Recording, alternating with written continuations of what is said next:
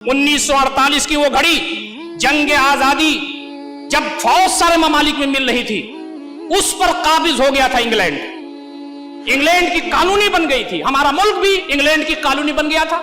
हिंदू मुस्लिम भाइयों ने मेहनत करके हमने इस मुल्क को आजाद किया।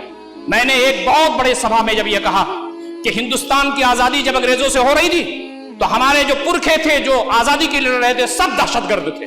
मुसलमान जो हिंदुस्तान की आजादी के लिए लड़ रहे थे सब दहशतगर्द थे। हिंदू जो हिंदुस्तान की आजादी के लिए लड़ रहे थे सब दहशतगर्द थे।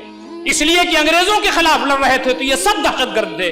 तो लोगों की आंखें फटी की फटी रह गई।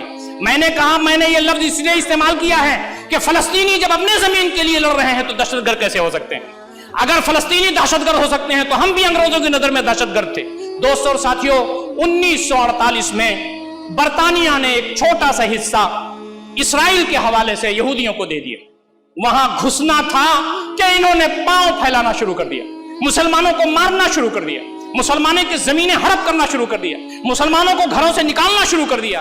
और बरतानिया ने कहा कि मेरा तो सूरज गुरूब हो रहा है, आकाए नामदार अमेरिका आप ले लीजिए इसकी किफालत और इसकी तबन्नियत आप ले लीजिए। उस वक्त से अमेरिका उसकी किफालत कर रहा, चाहे जो गवर्नमेंट आ जाए, चाहे जिस पार्टी की गवर्नमेंट आ जाए, वो उनकी किफालत कर रहे हैं। और आज पूरी दुनिया की आंखों में धूल झोंक करके जहां वो 7% की जमीन पर काबिज थे, आज वो 90% जमीन पर काबिज हैं। जो अपने घरों में रहते थे वो सहारा में रह रहे हैं, जो इस जमीन पर दंदनाते फिर रहे थे शहादत की नींद सो रहे हैं।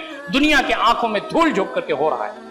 इसकी मजम्मत करना, इसके खिलाफ जितना बोलना कम है। इसकी मजम्मत हर मुसलमान पर फर्ज है, इसके बारे में जानना हर मुसलमान पर फर्ज है, और अपने फलस्तीन भाइयों की हमदर्दी करना हर मुसलमान पर फर्ज है, उनके लिए दुआएं करना हर मुसलमान पर फर्ज है। और हमारे लिए आइंदा के पीरियड में जब कभी कोई मुल्क जिसको अल्लाह ने ताकत और कुव्वत दी है, हम उनसे ये गुजारिश करते हैं, उन ममालिक से ये गुजारिश करते हैं कि वो अपना रसूख इस्तेमाल करें।